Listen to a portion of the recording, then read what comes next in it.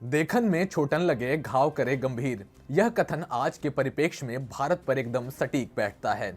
जहां बीते 7 दशक से भारत हर बार अमेरिका और अन्य किसी देश के प्रतिक्रिया देने के बाद अपनी ओर से कदम आगे बढ़ाता था, आज वो अक्षम से सक्षम राष्ट्र बनने तक का सफर तय कर चुका है। उसे अब किसी भी देश के इशारे या आदेश की आवश्यकता नहीं है कि वे कूटनीतिक तौर पर किस तरह का व्यवहार सभी के साथ करे। नमस्कार, आप देख रहे हैं TF5, जो है भारत का सबसे बड़ा ऑल्टरनेट न्यूज मीडिया पोर्टल, और मैं शाश्वत सिंह आपको बताऊंगा कि कैसे रूस यूक्रेन विवाद जारी है और ऐसी स्थिति में देश के विदेश सचिव से देश के विदेश मंत्री बने एस जयशंकर ने अपने दृढ़ निश्चय का अप्रतिम परिचय देते हुए दर्शा दिया है कि बंदे में है दम। तो चलिए अविलंब आरंभ करते हैं। यह मोदी सरकार की कूटनीतिक विजय ही है जो उसके एक बार कहने पर यूक्रेन और रूस विवाद में फंसे मूल भारतीयों को झट से निर्वासित करने का कठिन लगने वाला काम आसानी से पूर्ण हो गया। स्वयं एस जयशंकर इस बात का उदाहरण है कि अपनी राजनयिक वाली सोच के परिणाम स्वरूप उन्होंने प्रधानमंत्री नरेंद्र मोदी को जो सलाह दी, उसके चलते ही यह सब विगतवार सकारात्मक होता दिखने लगा। भारत अब तक यूपीए शासन में इजराइल के संदर्भ में जब भी बात आती थी तो उसके विरुद्ध यूएन में जाकर वोट कर दिया करता था, इसलिए क्योंकि भारत के मुसलमानों के वोट में सेंध न लगे।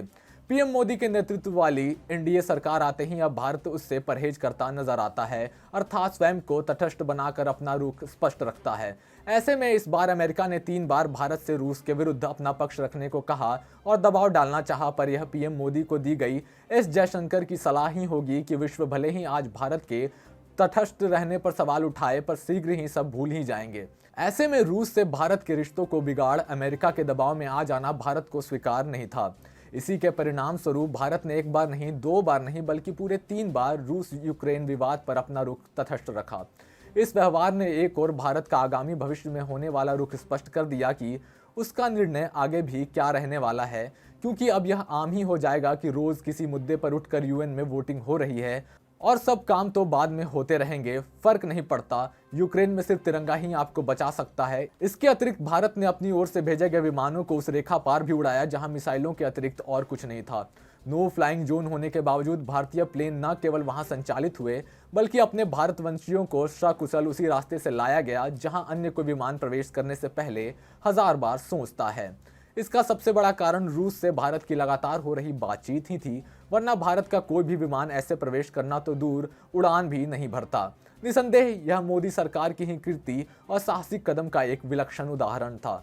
इस विवाद में सबसे बड़ा प्रश्न था कि मूलतः भारत के कई लोग यूक्रेन और उससे सटी सीमाओं में फंसे हुए थे।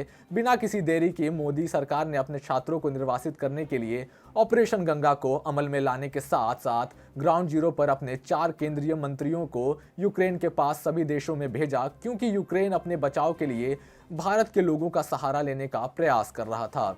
ऐसे में जब भारत सरकार ने अपने 3 मंत्रियों, केंद्रीय मंत्री हरदीप सिंह पुरी, ज्योतिरादित्य सिंधिया, किरण रिजिजू और पूर्व जनरल वीके सिंह को संकटग्रस्त यूक्रेन में फंसे भारतीयों की निकासी के समन्वय के लिए यूक्रेन के पड़ोसी देशों में भेजा, इस तरह से यूक्रेन भी समझ गया होगा कि भारत इस बात के लिए बहुत संवेदनशील है। यदि भारतीय छात्रों के साथ जरा भी ऊंच नीच हुई तो वो केंद्रीय मंत्री सैर करने के लिए उन देशों में नहीं गए हैं। इस डर से भयभीत होकर यूक्रेन को भी घुटने टेकने पर मजबूर कर देने वाले रणनीतिक सूझबूझ का परिचय एस जयशंकर ने दिया, जो कि किसी भी देश के विदेश मंत्री के लिए कर पाना बेहद जटिल जान पड़ता है।